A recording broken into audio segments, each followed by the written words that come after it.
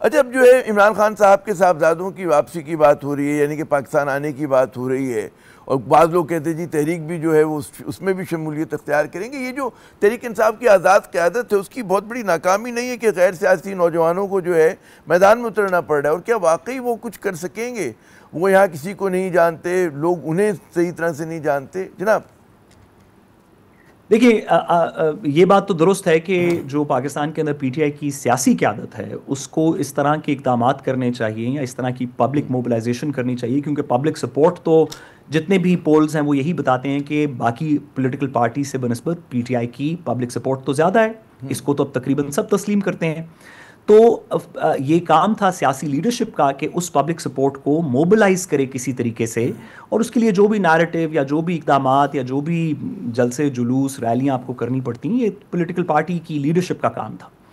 لیکن ساتھ ہی ساتھ یہ بات بھی ختم نہیں کی جا سکتی، نہ اس کو درگزر کیا جا سکتا ہے کہ اگر کوئی کچھ بھی نہ کر رہا ہو تو عمران خان صاحب کے بیٹوں کا، ان کی فیملی کے دیگر ممبران کا حق ہے کہ وہ اپنے ایک رشتہ دار کے لیے، ایک والد کے لیے، بھائی کے لیے، خاوند کے لیے جس بھی طرح کرنا چاہتے ہیں نہیں، لیکن اس وقت سے تو کوئی بھی میرے خیال میں ذی ہوش آدمی اس کو نہیں کہے گا جی بالکل حق حاصل ہے. لیکن بات یہ ہوتی کہ عمران خان نے بڑا دور رکھا تھا اپنے بچوں کو، سیاست سے دور رکھا تھا، خاندان والوں کو. تو ایک طرح کی ناکامی تو ہے جو آزاد قیادت اس وقت بیٹھی ہوئی ہے کہ بھئی اب مطلب بات یہاں تک پہنچی کہ ان کے بچے کے آنے کی بات ہو رہی ہے، لوگ کہہ رہے ہیں بہن کی طرف دیکھتے ہیں بعض لوگ. جناب آپ کی بات بالکل درست ہے کہ سیاسی ناکامی تو ہے اس لیڈرشپ کی جو ملک سے باہر ہے، جو ملک میں موجود ہے اور مطلب جیلوں سے باہر ہے، اس کی بالکل اس میں سیاسی ناکامی ہے. اور اسی کو ہم یہ علی مین گنڈاپور صاحب کی کچھ جو ہم نے شروع میں وضاحت کی، میں اسی سے اس کو لنک کروں گا. اور یہ جو 90 ڈیز کا پیریڈ دیا جبکہ عمران خان صاحب کا کم از کم جو سٹیٹڈ ان کی انسٹرکشنز تھیں وہ یہ تھیں کہ اب تحریک کو شروع کیا جائے، تو یہ بالکل سیاسی ناکامی ہے ان لوگوں کی. لیکن میں ساتھ ہی ساتھ یہ بھی گزارش عامر صاحب کرتا چلوں کہ فیملی کی انوالومنٹ پالیٹکس کے اندر اس وقت کسی کی بھی خراب ہوتی ہے جب فیملی سے پالیٹکس کو فائدے مل رہے ہیں. کہ آپ وزیر اعظم بن جائیں اور آپ اپنے بچے کو کچھ اور بنا دیں، یا بھائی کو کچھ اور بنا دیں، یا بیگم کو یا رشتہ دار کو کسی کو رتبہ دے دیں، اس کو نیپوٹزم کہتے ہیں.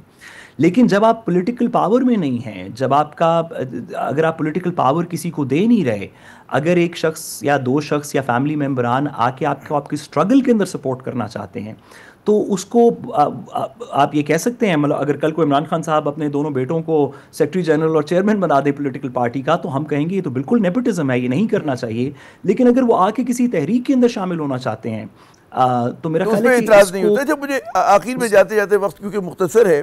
کہ حکومت پہ اب کہتے ہیں جی بظاہر کوئی بڑا دباؤ نہیں ہے، کیا واقعی ایسا ہے؟ اور آپ کو لگ رہا ہے کہ تحریک انصاف بند دلی میں آ گئی ہے فی الحال؟ دیکھیے، جس طرح کا دباؤ اب سے چند مہینے پہلے نظر آ رہا تھا اس طرح کا دباؤ تو اب حکومت کے اوپر ہے نہیں. سیاسی طور پہ